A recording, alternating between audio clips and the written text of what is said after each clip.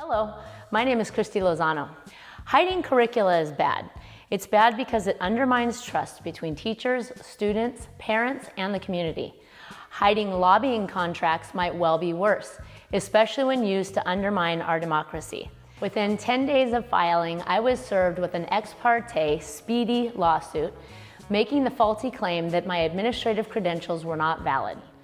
If I were to be taken off the ballot, the incumbent superintendent, Susan Salcido, would win without ever having to campaign, explain her performance, or address the failed status quo in our county schools. The firm suing me was called Olson Remcho LLP, headquartered in Sacramento. Based on its own website, Olson Remcho is a pretty highly rated boutique law firm that advises government agencies, among other groups, and has drafted groundbreaking initiatives on marijuana legalization and public school funding, just to name a few. On March 30th, John Tyne successfully argued in Santa Barbara Superior Court that I was indeed qualified for the ballot. So who would suppress our democratic choices? In the lawsuit itself, a woman named Molly Culver was listed as the plaintiff. But it quickly became clear that this childless political consultant and cannabis lobbyist was but a willing pawn in a far bigger plot. Nick Welsh helped connect the dots. Molly Culver is a political consultant who has had many clients, usually on the Democratic side of the aisle, and has sort of disappeared in the last couple of years, so it was a surprise to see her. She is extremely tight with Jack O'Connell. She started off her career working for Jack. Jack O'Connell, for people who forgot, used to represent us here in Santa Barbara in the State Assembly. Tired of those pesky campaign donation limits? Well, so are we. So we formed a super PAC where you can support ads for your candidate or against their opponents with no limits. See our website at analytics805.com. State Senate, and then later went on to be State Superintendent of Public Instruction. The law firm that represented her also happens to represent the State Association of County School Superintendents.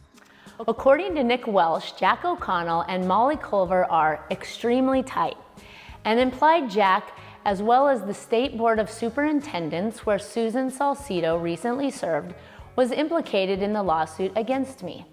Susan Salcido, who is the incumbent superintendent who's being challenged by Christy, is on the board of this superintendent organization?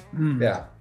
I've never met Jack, but I know that he was the California Superintendent of Public Instruction from 2003 to 2011. A Google search revealed that Jack O'Connell has been running a lobbying company called Capital Advisors Group, LLC.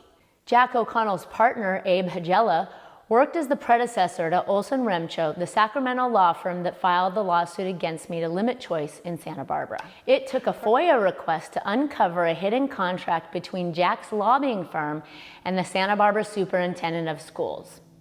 To summarize, Santa Barbara County Education Office has retained Jack O'Connell's political lobbying firm, Capital Advisors Group, LLC, since 2013. Jack's firm is paid a $3,000 a month retainer. So far, Santa Barbara County Office of Education, which is taxpayer funded, has paid Jack O'Connell's firm over $300,000 for political consultation and updates on political development. Was attempting to remove me, the first electoral challenger in 40 years, a political development that fell under this agreement's description of services? A journalist from the Santa Maria Sun questioned the incumbent Superintendent Salcido about her role in all this. Susan Salcido responded with, "No comment."